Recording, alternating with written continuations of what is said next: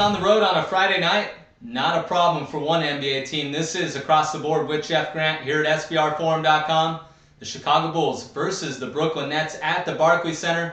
There is currently no betting line or total in the entire market, either offshore or here in Las Vegas. Definitely keep an eye out at SBRodds.com when the number is established. The Chicago Bulls have won 5 of their last 6 games, but it's important to note that only one of those games came against a team with a winning record, and they're still playing without the services of point guard Derrick Rose. He has been participating in full contact practices and is expected to join the team at some point this month. The reason that there is no line on the betting board right now is probably because of an injury to forward Carlos Boozer. He is listed as day-to-day with a hamstring injury, and I'm not expecting him to play in tonight's game due to the fact in researching on their website, he is not listed in the probable starting lineup. They didn't need him. The Bulls picked up a 104-88 victory over the Milwaukee Bucks as 1.5-point road underdogs on Wednesday night without the services of Boozer in the paint. He was one of 4 players to score in double figures when the Bulls picked up an 83-82 victory over the Nets as 4.5-point home favorites in the first meeting during the 2012-13 campaign. And he is a key piece when going against the likes of the Nets. He did average 18 points and 8 rebounds in 3 games last year in this series. They have won an NBA record 14 consecutive road games when playing on Fridays. So if you're looking for a key betting statistic and then just leave the rest of the day because you're just so confident in one item that you read, that is definitely it. An NBA record, 14 consecutive wins on the road when playing on Friday for the Chicago Bulls, and they also own the best road winning percentage in the entire league. When you look at a betting trend perspective, they are only 4-12 against the spread in the last 16 meetings in the series. But I kind of throw that and push it to the side a little bit because the Bulls have been favored so often this series, especially when having Rose and Boozer in the lineup.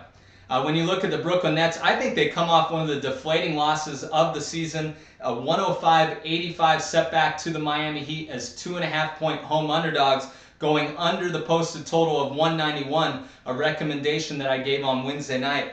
I think they put all their cards on the table there and go, listen, this is a measuring stick game and we need to play our best basketball. And the Heat kind of punched them in the mouth.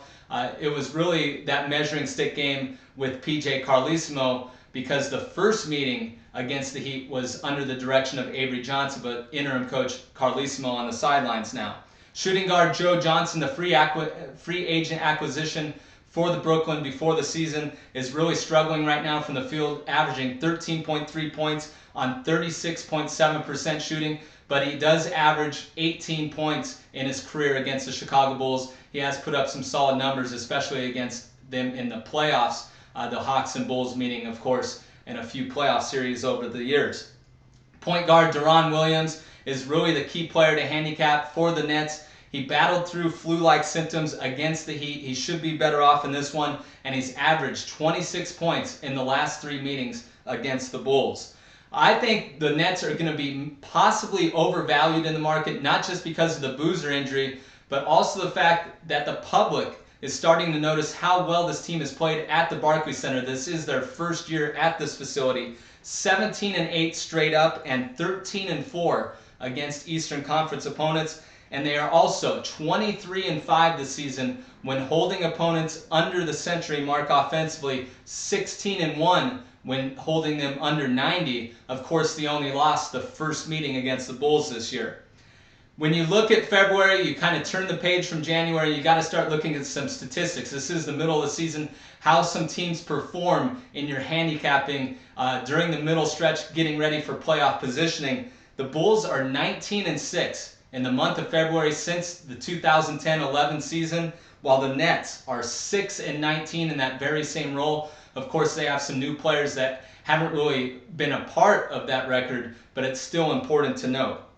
Also, when you're handicapping and developing a number for this game, even though Boozer is out, you have to notice that Richard Hamilton and Kirk Hinrich, the main starting backcourt for this team, with Derrick Rose being on the shelf for the entire year, did not play in the first meeting against the Nets. That's one of the reasons that I've established the Brooklyn Nets as just a 1-point favorite, maybe 1.5 in the market. So what that means is if the line comes out at 2 or higher, I recommend backing the Bulls, while if it comes at 1 or lower in the market, I recommend laying the short number with the Brooklyn Nets. This has been another edition of Across the Board with Jeff Grant here at SBRForum.com. You're also going to want to check out a previous video that I did. That one features probably the marquee game of Friday night, the Miami Heat versus the Indiana Pacers. And any further information on those two games, you can follow me on Twitter at Jeff Grant Sports.